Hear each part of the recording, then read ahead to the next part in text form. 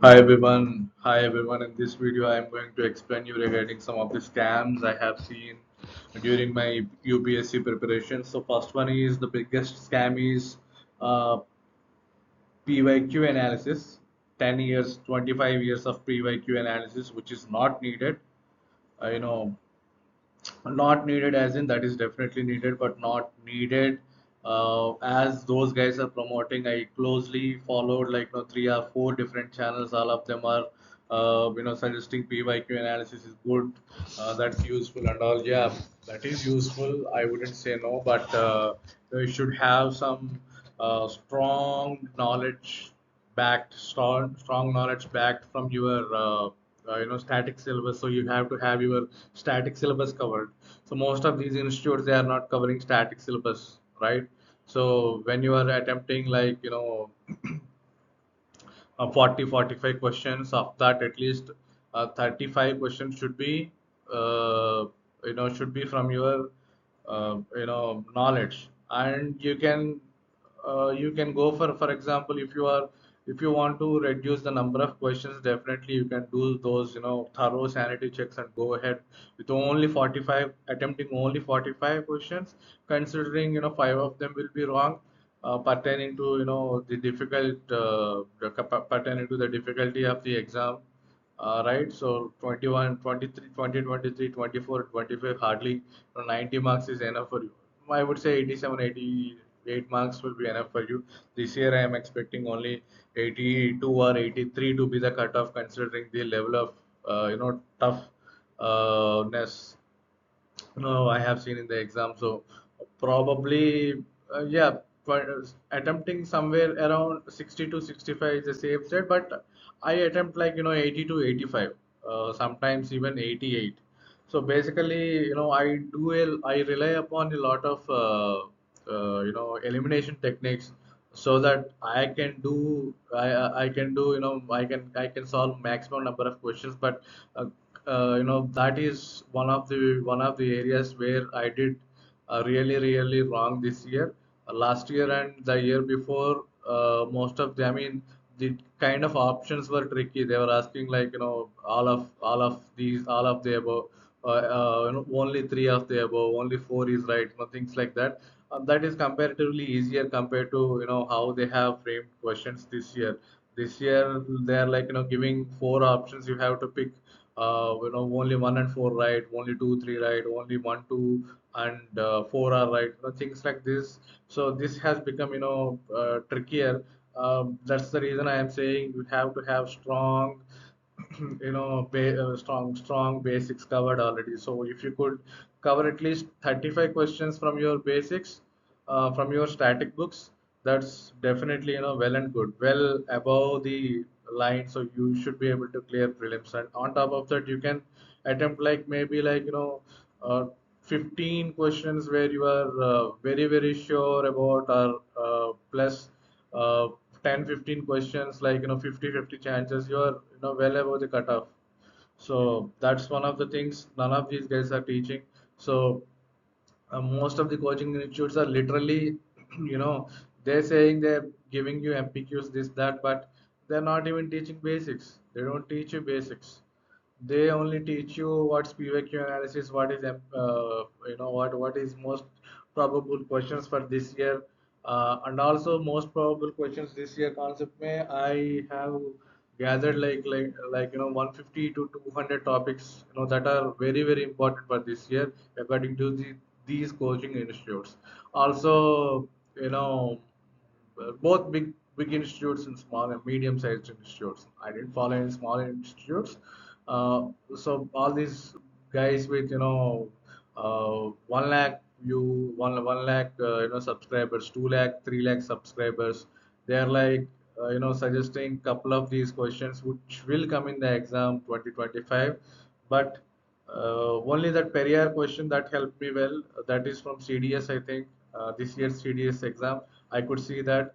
I could remember that papaya question, non-native to India, that has come. I mean, that was asked last year as well. So few of them did really help me out. But if you're looking at relying upon the PYQ for all of the things, that's not really, a right way of looking at it. For example, none of these guys have focused on your governor related and president related things. Nobody covered them well. So I was also, I mean, I have some material for the governor and president, so that's why I was able to remember well regarding what's Article 163, 143, can president can approach Supreme Court. I think that's Article 201, but governor cannot. So what's veto power? Veto power is covered, from one or two institutes, but the guys who are doing PYQ analysis, last 10 years, 20 years, 25 years PYQ analysis, none of them have covered these things. The static related syllabus and important topics related to this, for example, the DPSP stuff, the fundamental rights stuff. So this is all extensively covered only from the traditional coaching institutes.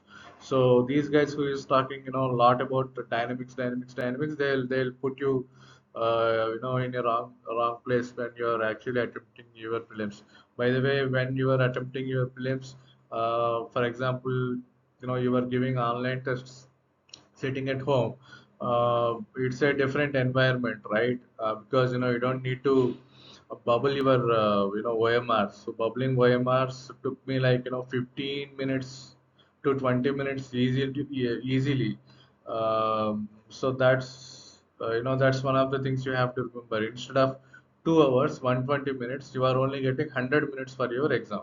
Okay, of that 100 minutes, you have to attempt 100 questions. Of that, you have to have your 30 to 40 questions. I mean, damn sure questions. Within that 40 questions, you have to look at, two or three different options, right? So that itself takes a lot of time. So you have to pick up on your reading.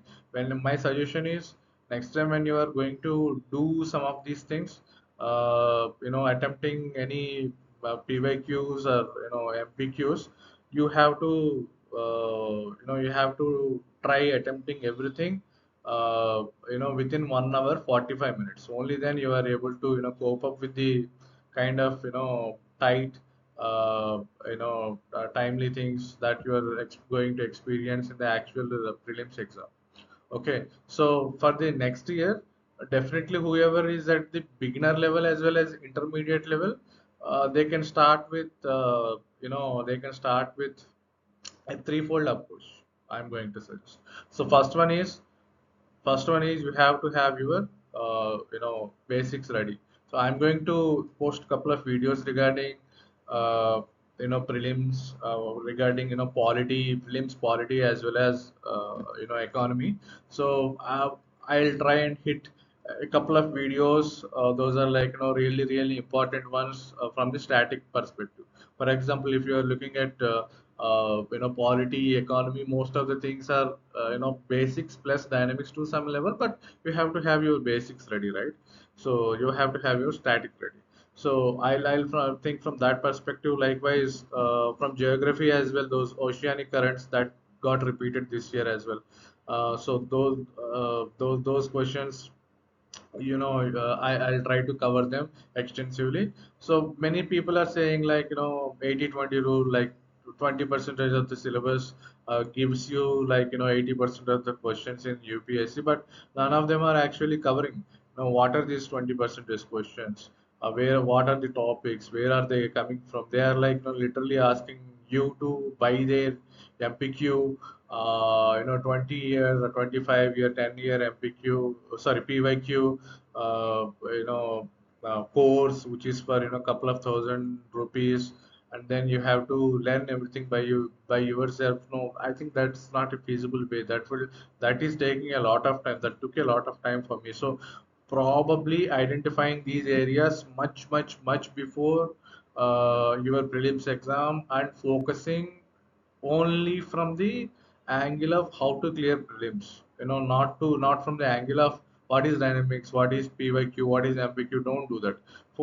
First you focus on these. For example, polity, there are a couple of things, couple of chapters that are really really important. So if I have to pick up my Lakshmikant book, I highlighted couple of areas, where that is really relevant for the exam. So you have to complete them.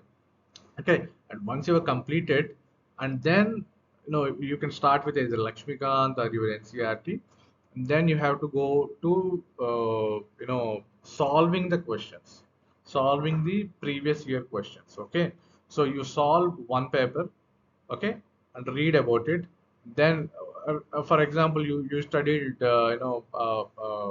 fundamental rights, DPSP this week, so remember it. Do your thorough revision sessions, and then you go attempt questions. Okay, once you attempt question, you have a discussion about why this is correct, why this is not correct.